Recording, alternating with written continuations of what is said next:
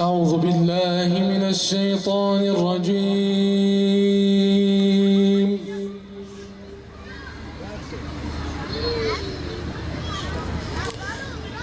بسم الله الرحمن الرحيم.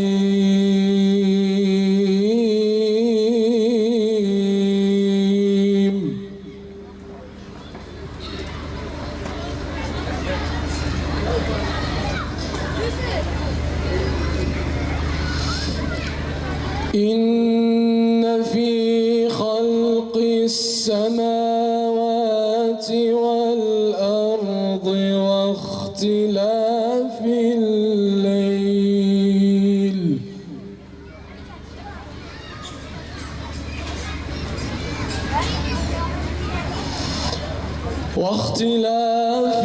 الليل والنهار لآيات لأولي الألباب. ربنا إننا سمعنا مناديا ينادي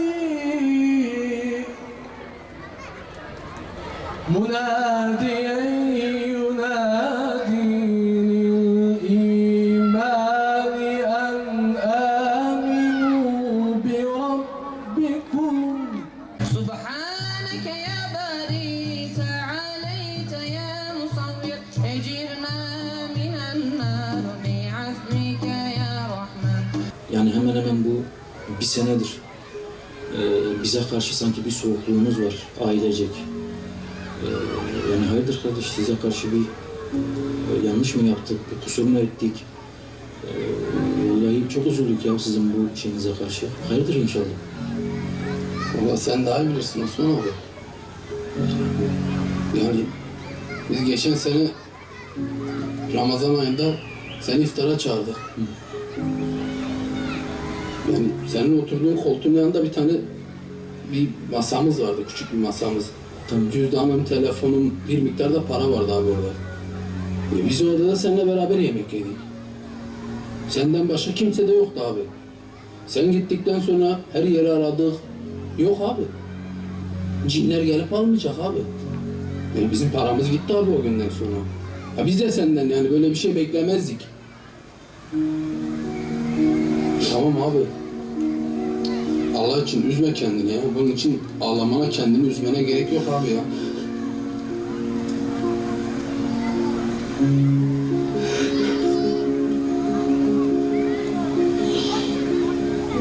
Erdal kardeşim, benim ağlamam senin bana karşı olan o zannından dolayı değil.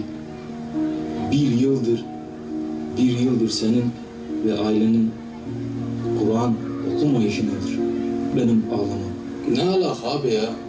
Geçen sene okuduğum Kur'an-ı Kerim'i Erdal abi rica etsem getirebilir misin sana?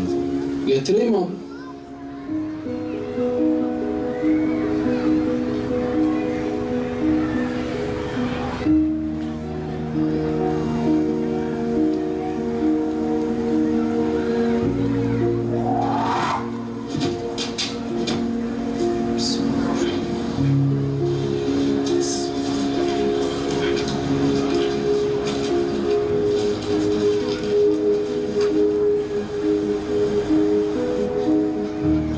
Ömer oğlum kaşık çatalları da getirdiyiz. Su da getirelim oğlum.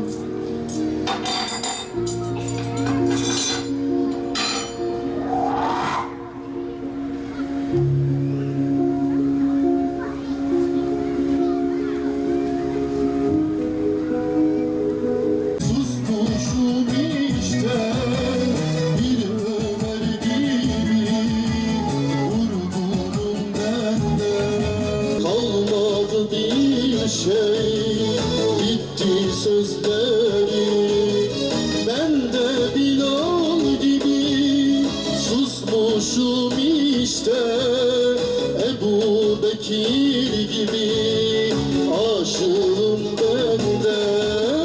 Ben de Ali gibi susmuşum işte, bir Ömer gibi susmuşum ben de.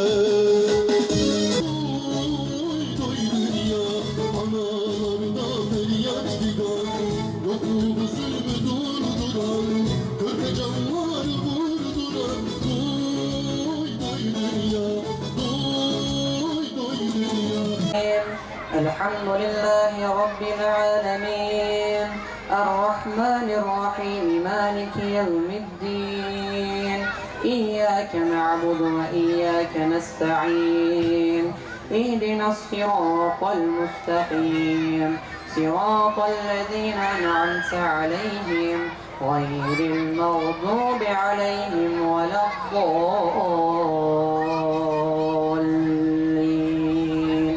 آمين.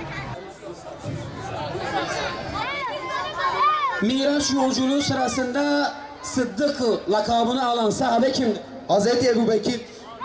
Mekke'den Medine'ye göç eden Müslümanlara kucak açan, onlara yardımcı olan Medineli Müslümanlara ne ad verilir?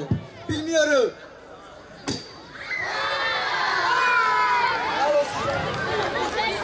İşte sen Ensar'ı bilmezsen bu şekil olursun. Cezayı aldı mı? Evet. Hemen devam ediyoruz. Peygamber Efendimizin kabri nerededir? Medine. Yani Medine. Bilmeseydi gidecekti. Peygamber Efendimiz kaç yılında Mekke'den Medine'ye hicret etmiştir? Allah bilmiyorum. Bizler Müslüman olmamız hasebiyle la ilahe illallah diyoruz. Kelime-i şehadeti getiriyoruz. Dolayısıyla biz Müslümanlar olarak hayatlarımıza bakmak durumundayız. Allah Azze ve Celle bizden tam bir ubudiyet istiyor değerli misafirler. Allah Azze ve Celle şartlı, şüpheli, menfaatli, lakinli, amalı, fakatlı bir iman istemiyor bizden. Böyle bir ubudiyet, böyle bir kulluk istemiyor bizden. Rabbimiz bizden tam manasıyla hayatımızın her anına, hayatımızın her alanını kuşatacak bir iman, bir ibadet istiyor bizden. Söz kulluktan, ibadetten açılmışken, imandan açılmışken sözü Gazze'ye getirmemek olmaz diyerek bu konuda da birkaç kelam edeyim. İnşallah bitireceğim. Bugün Gazze imanı dünyanın her karış toprağına pompalıyor. Bugün Gazze dünyaya iman dersi veriyor. Bugün Gazze bütün Müslüman beldelere, bütün kafir beldelere imanın, İslam'ın, cihadın, teslimiyetin dersini veriyor. Güzel bir tablo olarak İslam'ın bütün güzelliklerini dünyaya gösteriyor.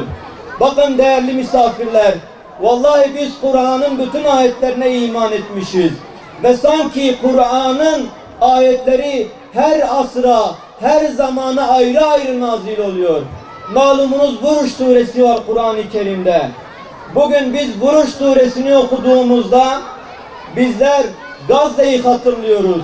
Vallahi bugün biz Gazze'ye baktığımızda Gazze aziz ve hamid olan Allah'a iman ettiği için bugün İsrail vahşi çetesi tarafından üzerlerine tonlarca bombalar atılıyor.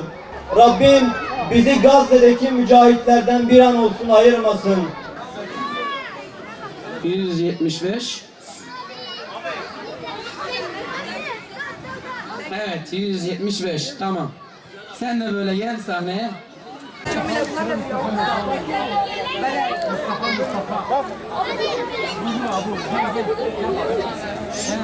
Ey kahhar olan Rabbimiz, ey cebbar olan Rabbimiz, İsrail'i ve onun uşaklarını kahreyle. Ya Rabbi, şüphesiz Siyonistler haddi aştılar.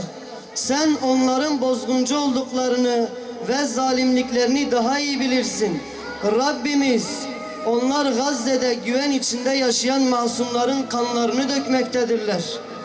Ey her şeye sahip olan Rabbimiz, ey kimsenin kendisinin gücüne karşı durduramaz olan Rabbimiz, ey bozguna uğramayıp bozguna uğratan, ey her şeyin elinde olduğu, ey her şeyin anahtarının maliki, ey bir şey istediğinde ona ol demesi kafi olan Rabbimiz, ey ilahlık iddiasında bulunanların Rabbi, sana çıkan kapılar hariç tüm kapılar yüzümüze kapandı. Tek umudumuz sensin. Bize uzatacağın ipin, yardımın, Gazze'deki kardeşlerimizi destekleyişin ve onlara yardım edişindir. Mücrim ve gaspçı Siyonistleri yerle bir et ya Rabbi.